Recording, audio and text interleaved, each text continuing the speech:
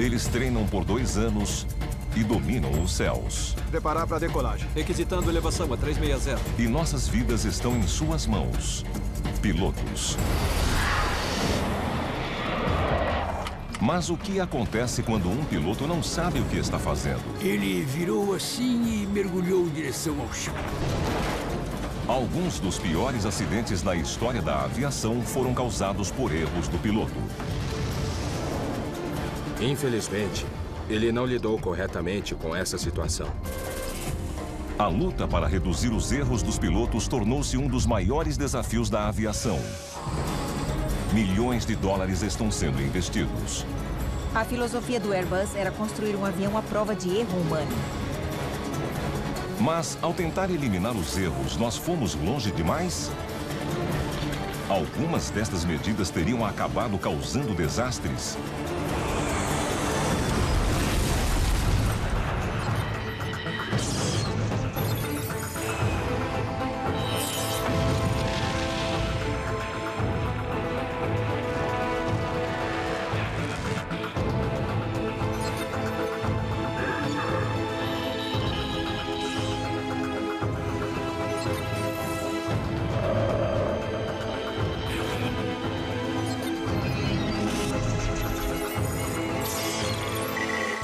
Catástrofes aéreas. Erro humano. A Qantas é a companhia aérea mais segura do mundo. Nenhum de seus grandes jatos jamais caiu. Mas em outubro de 2008, esta reputação é colocada em risco. O voo 72 da Qantas está indo de Singapura a Perth. É um Airbus A330, uma das aeronaves mais modernas do mundo. Nos controles, a tripulação conta com a mais nova tecnologia projetada para tornar o voo mais seguro.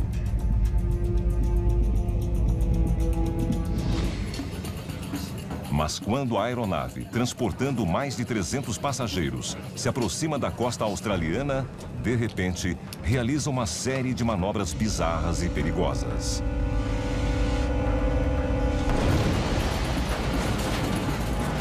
Primeiro, ela sobe 60 metros. E com a mesma rapidez, cai 200 metros.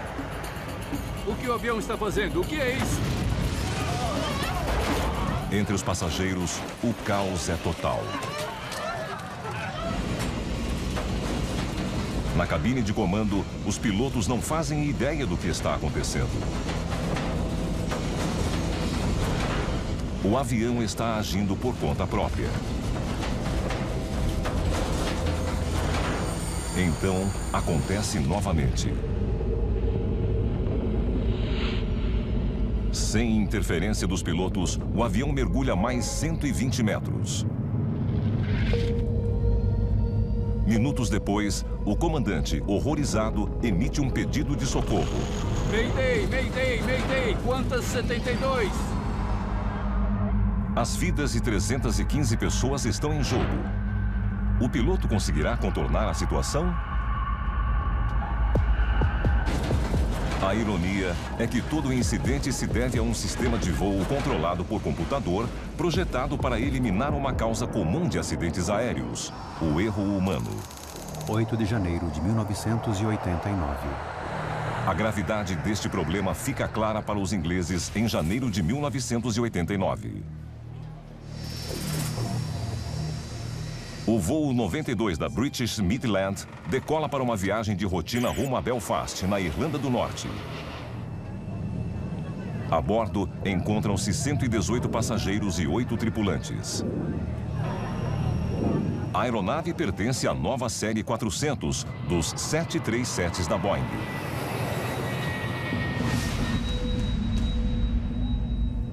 No comando está o capitão Kevin Hunt, de 43 anos, um dos pilotos mais experientes da British Midland. Seu copiloto é David McClelland, de 39 anos. O avião alcança rapidamente os 8.500 metros. É uma decolagem normal. Mas então, aos 13 minutos de voo, quando a aeronave está prestes a atingir a altitude de cruzeiro, há um estrondo.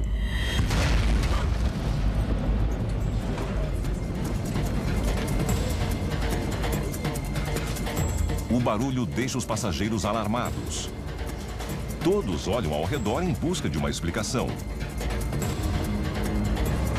Hunt e McClelland suspeitam imediatamente da explosão de uma das duas turbinas do avião. O gravador de voz da cabine registra Hunt perguntando qual das duas turbinas foi danificada. Qual foi? Qual foi? Sua primeira reação é recorrer aos instrumentos da aeronave. Mas os instrumentos que podem lhe dizer se um dos motores está com defeito, os chamados medidores de vibração, eram notoriamente imprecisos nos 737s da época. Os pilotos não confiam neles. Então, quando a cabine de comando é invadida por fumaça, McClelland recorre ao seu conhecimento geral da aeronave. Ele presume que a fumaça está vindo do sistema de ar-condicionado do avião, que nos 737s é alimentado pela turbina direita. O gravador registra McClelland tomando uma decisão clara. É a direita, com certeza é a direita. Desligando a direita. Hunt desliga imediatamente a turbina direita. O barulho e a vibração acabam. Você ouviu? Ouvi. Veio desse lado. A calma retorna à cabine. Os passageiros relaxam. Mas minutos depois, há um estrondo ainda mais alto.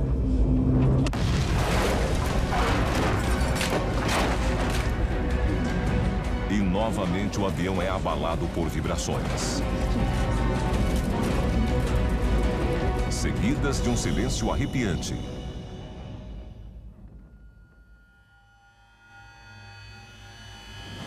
A segunda turbina, a da esquerda, acaba de falhar. O voo 92 está totalmente sem energia. Segundos depois, a aeronave de 400 toneladas se choca contra o solo. An airliner with 118 passengers on board has crashed on the M1 motorway in Leicestershire. No aeroporto de Belfast, o destino do voo, parentes ansiosos aguardam um avião que nunca chegará. Os sinais iniciais sugerem que não haverá muitos sobreviventes. Ed Trimble liderou a investigação do acidente. Mr. Trimble, BBC, can we talk to you? I'm sorry. A maioria dos investigadores teria dito que a chance de muitas pessoas terem sobrevivido era baixa. O avião estava a mais de 180 por hora na aproximação. E o movimento cessou de forma abrupta. Então era de se esperar que a força G tenha sido considerável.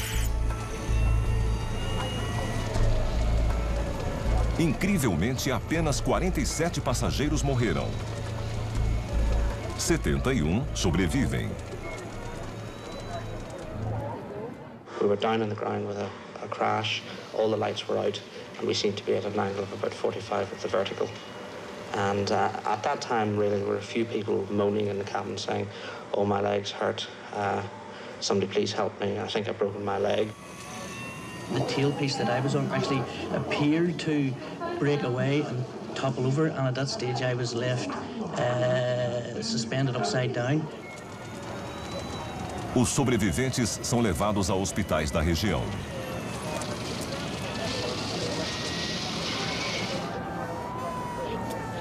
Entre eles está o comandante da aeronave, Kevin Hunt. A princípio, ele é considerado um herói por ter salvado a vida de algumas pessoas.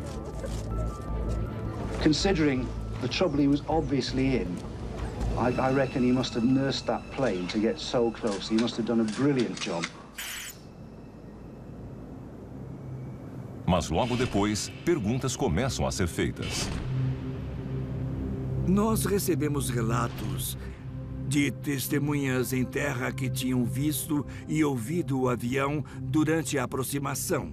O que elas disseram foi que a turbina esquerda estava totalmente envolta em fogo. Alguns falaram que tinha a aparência de uma fornalha.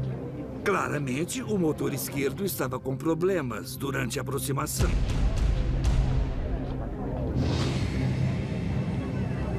O fogo na turbina esquerda teria sido o primeiro barulho que os passageiros ouviram. Mas isso não devia ter sido fatal. Um bimotor pode voar tranquilamente com apenas uma turbina. Claramente, isso não aconteceu. Então a questão era: o que houve com o motor direito? O motor direito é minuciosamente inspecionado. Lentamente, uma verdade horrível se revela.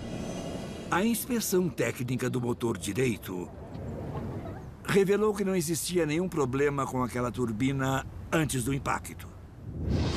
É a direita, com certeza é a direita. Desligando a direita. E a turbina direita foi a desligada pela tripulação. Por que o piloto havia desligado o único motor ativo? A investigação revelará um caso clássico de erro do piloto. Ele simplesmente não conhecia bem a aeronave. Por não confiarem nos instrumentos, Hunt e McClelland haviam recorrido ao seu conhecimento geral dos 737s. Eles presumiram que a fumaça estava vindo do motor direito. Por isso, o desligaram. O que eles não sabem é que o novo 737 Série 400 é diferente de seus antecessores. O ar-condicionado é alimentado pelas duas turbinas. A fumaça e o cheiro vieram do motor esquerdo danificado e não do direito em perfeitas condições. Para piorar, os instrumentos de vibração dos 737-400 que indicam o mau funcionamento de um motor são mais confiáveis do que os dos modelos anteriores. Eles haviam indicado com precisão total que o motor esquerdo estava falhando. Mas os pilotos ignoraram a evidência diante de seus olhos. David Lermont é piloto e jornalista especializado em aeronaves. Os dois pilotos tinham os dados de vibração diante de seus olhos. E eles estavam corretos. Estavam mostrando onde era o problema, mas como estavam acostumados a pilotar o 737-300, que tinha medidores de vibração não muito confiáveis, eles desconsideraram totalmente os instrumentos. A investigação revelou uma verdade alarmante. Nenhum dos pilotos conhecia bem a aeronave sob o seu comando. A queda foi causada por um erro humano. Hunt, não mais considerado um herói, é demitido. Hunt e McClelland não tinham quase nenhuma prática com o novo Boeing 737-400. A companhia aérea presumiu que, como eles tinham experiência com o 737-300, só precisavam do que chamam de um curso de diferenças para pilotar o 400. Este acidente em Kegworth é um alerta claro. Os pilotos precisam de uma reciclagem sistemática para evitar novos casos de erro humano. As agências regulatórias e as companhias aéreas reconheceram que, se houvesse alguma diferença no equipamento da cabine de comando, ainda que fosse no mesmo modelo com apenas uma variação, há necessidade de treinamento. Para reduzir os erros, os pilotos começam a passar mais tempo em simuladores de voo controlados por computador altamente realistas. Eles são capazes de recriar quase qualquer situação de voo em quase qualquer lugar do mundo. Os pilotos são capazes de aprender com rapidez e eficiência sobre diferentes aeronaves. Apesar das novas oportunidades de treinamento, Midland 1, tivemos um colapso no trem de pouso. A indústria aeronáutica não absorve totalmente as lições de Kegworth.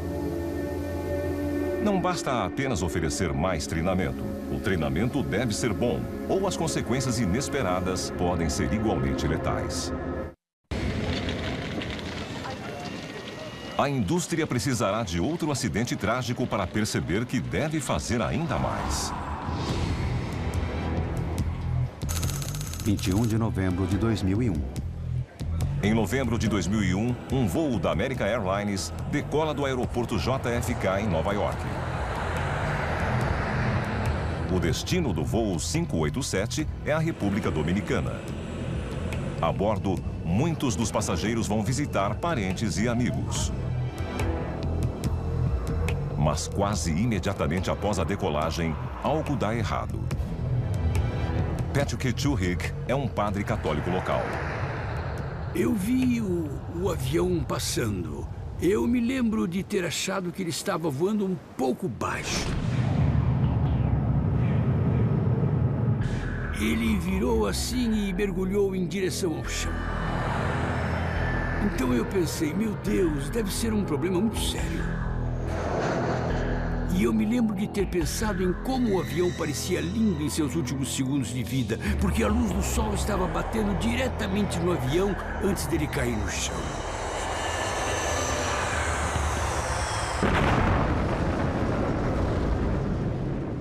American 587 Heavy, I'm not receiving your transponder. American 587 Heavy, New York.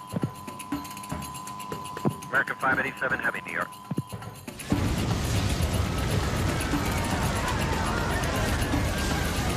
265 pessoas morreram imediatamente, incluindo 5 no solo.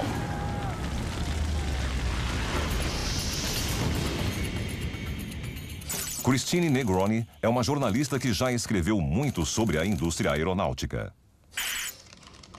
Foi um evento traumático, porque aconteceu só 2 meses depois de 11 de setembro. Então, houve preocupações imediatas, relatos de testemunhas de que o avião tinha sido vítima de um atentado terrorista. Por que um avião cairia do céu de repente e explodiria no chão? Então, o que eu ouvia as pessoas dizendo era: nossa, devia ter outra bomba nesse avião.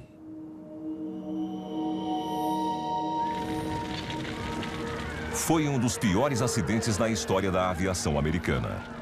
Era impossível chegar muito perto do fogo de tão intenso.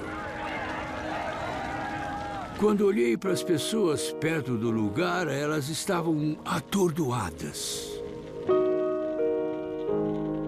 Uma das vítimas é José Lora, um estudante de direito. Sua irmã ainda acha difícil falar sobre ele.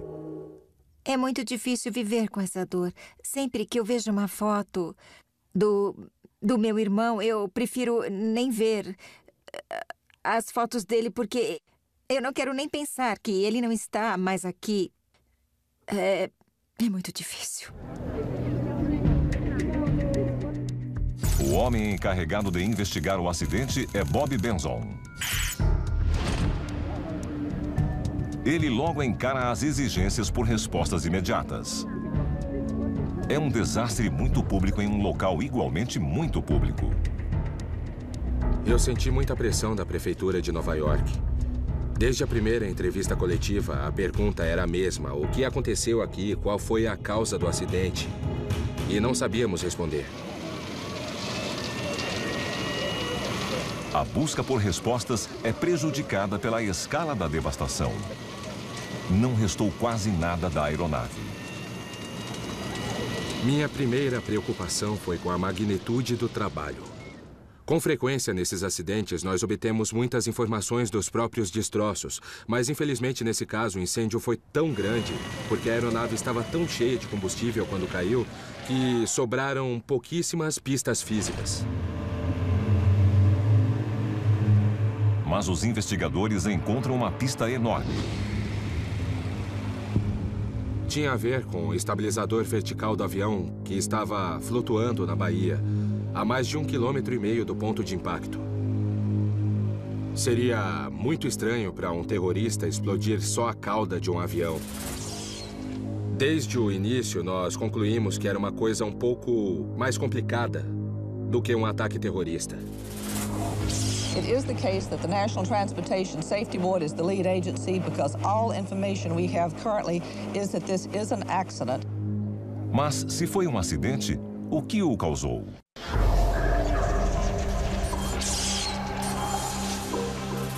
Inicialmente, a suspeita recai sobre os métodos de construção revolucionários da Airbus. Grandes partes da aeronave são feitas com um novo material conhecido como composto de fibra de carbono. Os materiais compostos são o caminho do futuro. São fortes e, acima de tudo, leves. E, na indústria aeronáutica, leveza é igual a dinheiro. Alguns dos componentes com este tipo de fibra de carbono são a cauda da aeronave e seus pontos de ligação. Teria ocorrido uma falha gigantesca neste novo e revolucionário material? As implicações são terríveis. Os alarmes soaram. Ficamos muito preocupados com o resto da frota da Airbus, já que poderia haver defeitos de fabricação em outros aviões. Se a Airbus estivesse construindo aeronaves com peças defeituosas, centenas de aviões poderiam cair do céu?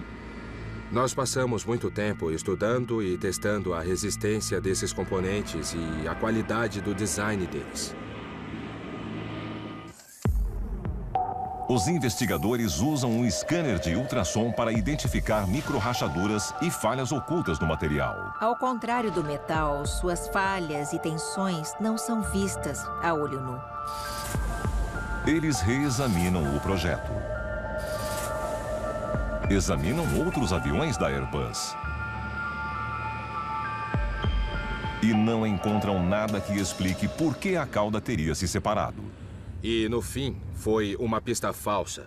O projeto era mais resistente do que as normas exigiam.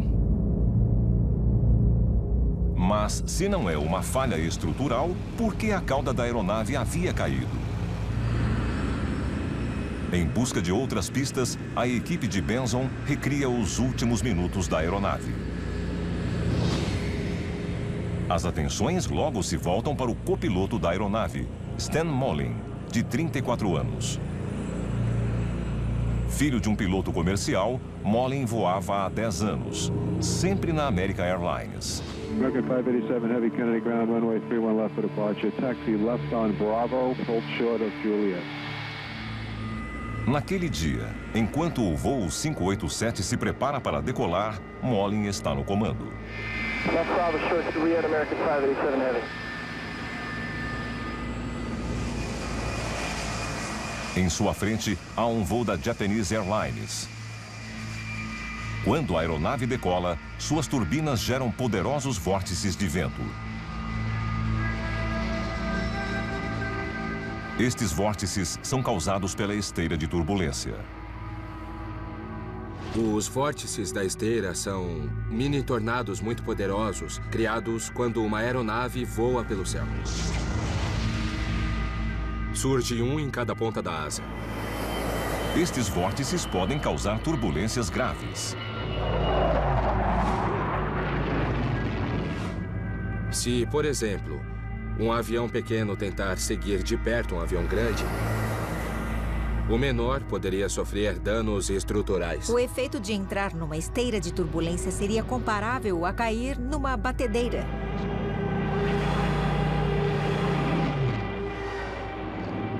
Então, o avião de trás precisa manter a distância. Os controladores de tráfego aéreo sabem disso e todo piloto deve saber, porque o ar fica muito agitado. American 587 Heavy, 13009, runway 31 left, clear for takeoff. Clear for takeoff, 31 left, American 587 Heavy. Mas um fenômeno tão comum quanto a esteira de turbulência poderia ter afetado o voo 587? American 587 Heavy, fall. No Comitê Nacional de Segurança dos Transportes, a equipe de Benson continua em busca de respostas. Eles procuram evidências na castigada caixa preta do avião. E transformam os dados numéricos em uma ilustração do que aconteceu. Gradualmente, eles reproduzem os minutos finais do voo 587 e tudo se resume a um erro do piloto. O gravador da cabine capta a voz do comandante. Um pouco de esteira de turbulência, não? Molin responde. É.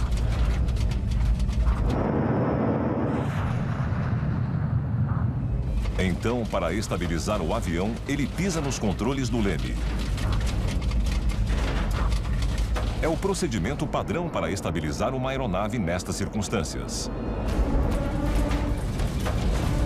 A caixa preta mostra que Molin foi especialmente vigoroso. Primeiro, ele força o leme repentinamente para a direita. Depois, para a esquerda. Ele operou com tanta agressividade que o leme foi de limite a limite. Ou seja, o máximo para a direita e o máximo para a esquerda que ele podia ir. 4 vezes em 7 segundos e meio de um lado para o outro. Bam, bam, bam, bam. O movimento rápido gera um estresse enorme sobre a estrutura da aeronave. Até que ele se torna grande demais. O copiloto aplicou uma carga sobre o estabilizador vertical que foi o dobro do que a peça era feita para aguentar. E ela acabou cedendo.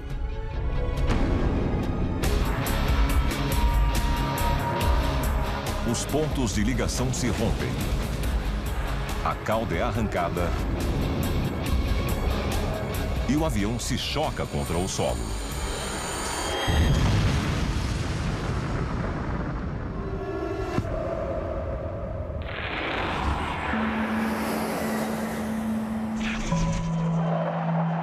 Mas como um piloto pode ser capaz de quebrar um avião simplesmente? A investigação revela que a Airbus emitiu alertas específicos sobre a reversão violenta do leme.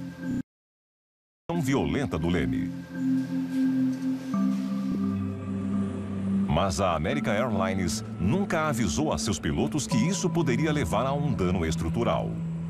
Na verdade, o treinamento encoraja os pilotos a usar o leme de forma vigorosa. A conclusão é horrivelmente clara.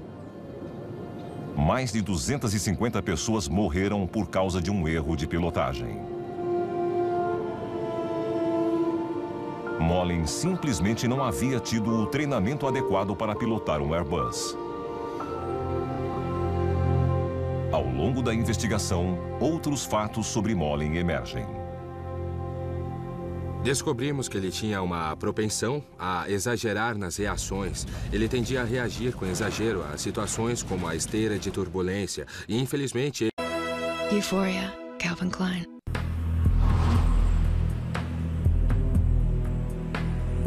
Para muitos observadores leigos, há outra questão. Por que, em um aeroporto movimentado como o JFK, onde a esteira de turbulência é um problema rotineiro, um piloto inexperiente, conhecido por reagir com exagero, foi o responsável pela decolagem? É uma história que remonta ironicamente a uma tentativa anterior de reduzir os erros de pilotagem. 18 de junho de 1972. Heathrow, Londres, 1972. Os pilotos da então chamada British European Airways estão no meio de uma acirrada e polêmica disputa salarial. Os pilotos novatos planejam uma greve. Mas muitos dos pilotos mais velhos se opõem com veemência à ideia. Um deles é o capitão Stanley Key, há 4 anos de sua aposentadoria e determinado a não criar confusão. Naquela tarde, Key tem uma discussão furiosa com um piloto mais jovem e militante. Para o Stanley Key, as greves eram um abandono do dever. Você tinha uma tarefa a cumprir e a única coisa que não podia fazer era fracassar nessa tarefa. E ela consistia em realizar o seu trabalho de um jeito ou de outro. Várias horas após a briga, Key é escalado para um voo de rotina rumo a Bruxelas. Com ele, no voo 548 da BEA, estão o copiloto Jeremy Keeley e o segundo oficial Simon Ticehurst.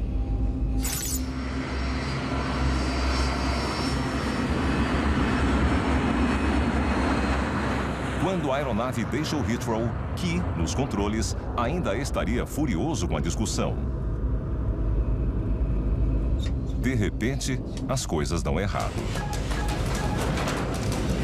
Aos 2 minutos e meio de voo, a aeronave entra em stall. Ela voa abaixo sobre Staines, uma cidade densamente povoada nos arredores de Londres. Segundos depois, ela se choca contra o solo.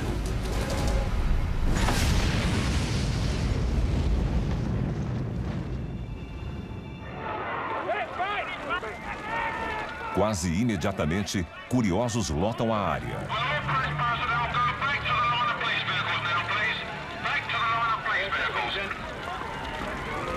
Todas as 118 pessoas a bordo morrem. É o pior desastre da história da Grã-Bretanha.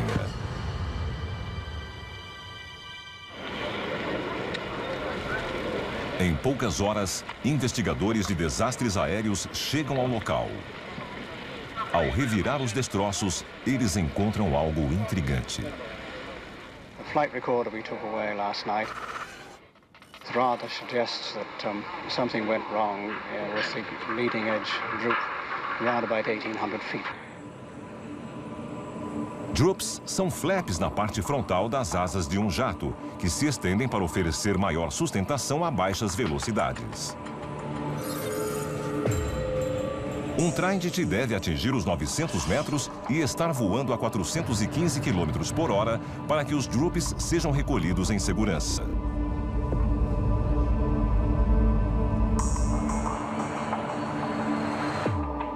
Mas a caixa preta mostra que o voo 548 da BEA estava a apenas 550 metros de altura e a uma velocidade de 300 km por hora quando os droops foram recolhidos.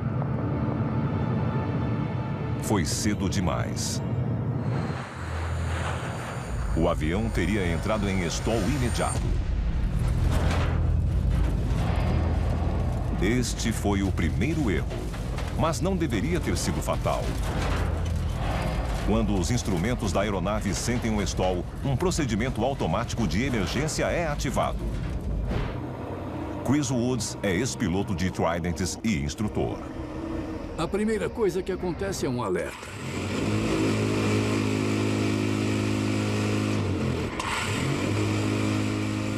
Ele chacoalha a coluna de controle e basicamente diz ao comandante: você está voando muito devagar, empurre o manche para frente e abaixe o nariz da aeronave para ganhar velocidade.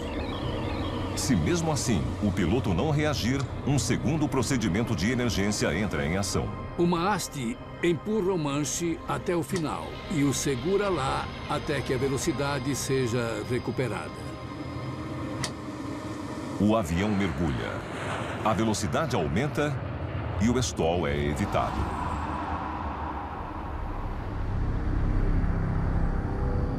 Ainda assim, a caixa preta mostra que alguém desativou estes alarmes. Por quê? O que levou Stanley Key, um piloto muito experiente, a cometer um erro tão básico? E por que nenhum de seus colegas o impediu?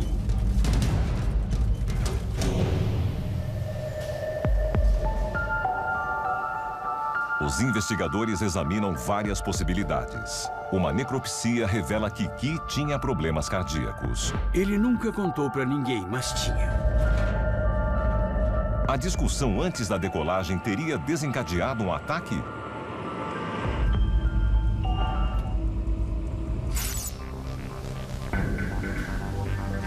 Uma pista ainda mais surpreendente vem de um pedaço dos destroços do avião.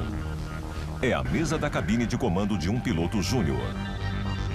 Ela está coberta de mensagens contra Key. Uma delas diz: Key tem que ir. Para onde? Por água abaixo. Outra sugere: quando Stanley Key morrer, quem será o representante de Deus na BEA? Seria uma pista sobre o problema real? A briga a respeito da greve teria tornado o relacionamento de Key com sua jovem tripulação tão desgastado que eles simplesmente não estavam conversando? Kelly ou Ticehurst teriam expressado preocupação e Key, o oficial sênior, simplesmente os ignorado? Na hierarquia daquela cabine de comando, era muito mais difícil contestar o comandante do que é hoje em dia. Nunca saberemos se esta é a verdade. Mas o relatório do inquérito resulta em mudanças importantes criadas para reduzir erros de pilotagem futuros. Deste ponto em diante, é o oficial júnior quem pilota a aeronave, especialmente sob condições difíceis. Assim, o oficial sênior, o comandante, fica livre para identificar problemas e, se necessário, exigir uma mudança nos planos. E é por isso que quase 30 anos depois, quando o voo 587 da American Airlines decola de Nova York, ninguém questiona o fato de Stan Molin, o oficial... das 9h30, só no Discovery.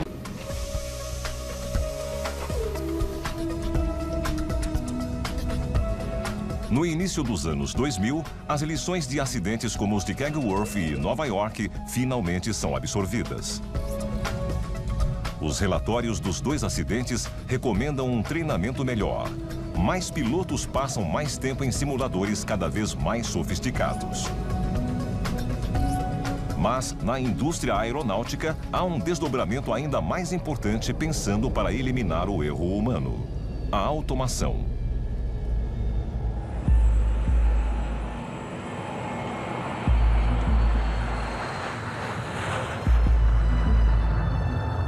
A líder neste campo é a fabricante europeia de aeronaves Airbus.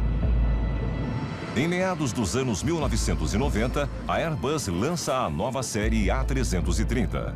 É uma das primeiras aeronaves a fazer uso extensivo das novas tecnologias digitais. Ela é tão inteligente que praticamente voa sozinha. A filosofia do Airbus era construir um avião à prova de erro humano, capaz de proteger o avião das decisões erradas dos pilotos. E foi exatamente o que eles fizeram. Martin Alder é piloto de Airbus. Eu tenho um controle simples e não um manche. Parece um joystick de videogame. O controle é como um mouse de computador e recebe instruções do piloto. Mas o piloto automático da aeronave também recebe dados de diversas outras fontes espalhadas pelo avião. Os computadores recebem informações sobre velocidade, altitude e centro de gravidade do avião. E elas são adicionadas ou subtraídas para garantir que as ordens enviadas aos mecanismos de controle na ponta das asas sejam exatamente necessárias para cumprir a tarefa. Isso significa que os controles são sempre ajustados para oferecer eficiência máxima. O voo passa a depender bem menos da habilidade do piloto. Hoje, com o fly-by-wire digital, mesmo diante de uma adversidade comum, eu não me preocuparia. E o mais importante, o programa é capaz de ignorar o piloto caso ele cometa um erro.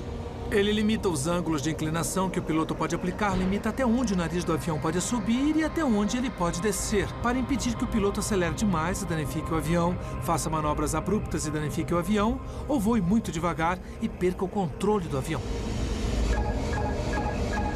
O avião não deixa os pilotos fazerem nada que possa causar um acidente. Com exceção da decolagem, que ainda não pode ser totalmente automatizada, o piloto não precisa fazer praticamente nada, além de observar os displays de cristal líquido ultramodernos. O erro do piloto é praticamente eliminado. O voo se torna bem mais seguro. Em teoria.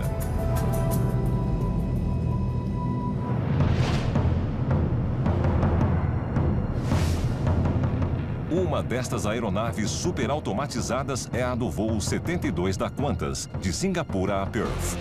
Reconstituição. O avião acaba de fazer 3 mudanças drásticas de curso sem nenhuma interferência dos pilotos. Primeiro, ele subiu. Depois, mergulhou. Muitos dos 300 passageiros estão com sérios problemas. As pessoas foram arremessadas, jogadas contra o teto e depois jogadas no chão.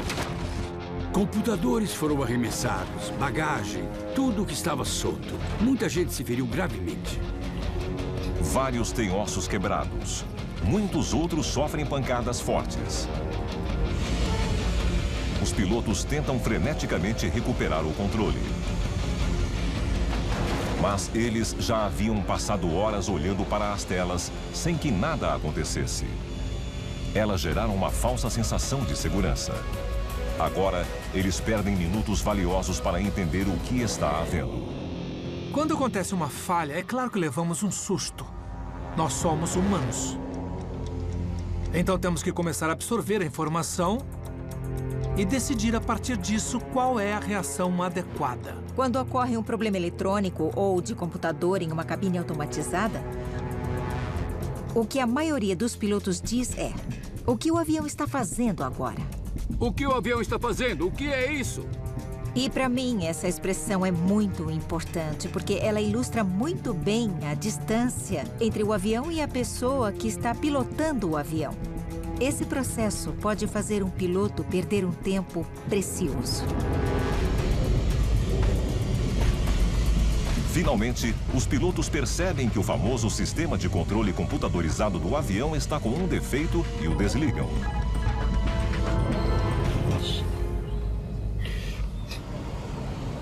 Oh, meu Deus! 40 minutos depois, o avião faz uma aterrissagem de emergência no estado da Austrália Ocidental. Todos sobrevivem, mas por pouco. 53 pessoas são hospitalizadas com lesões que vão de fraturas a danos na coluna. Está doendo. Respire fundo. Respire pelo nariz. Como este voo se transformou em um pesadelo?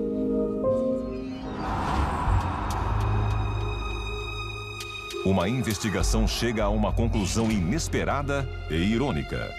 O próprio sistema criado para reduzir os erros de pilotagem causou o problema.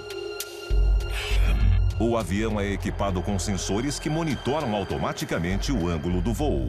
Eles parecem ter enviado dados corrompidos aos computadores que controlam o piloto automático. Primeiro, eles dizem ao piloto automático que o avião está inclinado para baixo.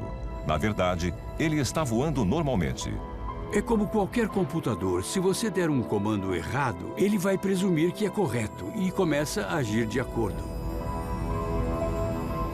O piloto automático, achando que a aeronave está descendo rápido demais, ordena uma subida. Os computadores foram informados de que a altitude do avião estava variando. Mas não estava. E eles tentaram corrigi-la. Segundos depois, os sensores mudam de ideia e mandam o piloto automático descer. Então, os computadores em si não estavam errados, mas os sensores estavam.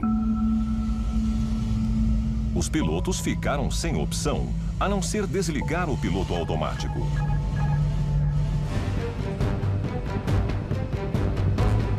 Hoje, as cabines de comando modernas são mais bem equipadas e mais aptas a ajudar o piloto do que nunca. O treinamento é mais frequente e rigoroso. Os erros de pilotagem devem estar diminuindo. Voar nunca foi tão seguro. Mas a ironia é que, ao tentar eliminar o erro humano, nós geramos uma nova série de problemas inesperados.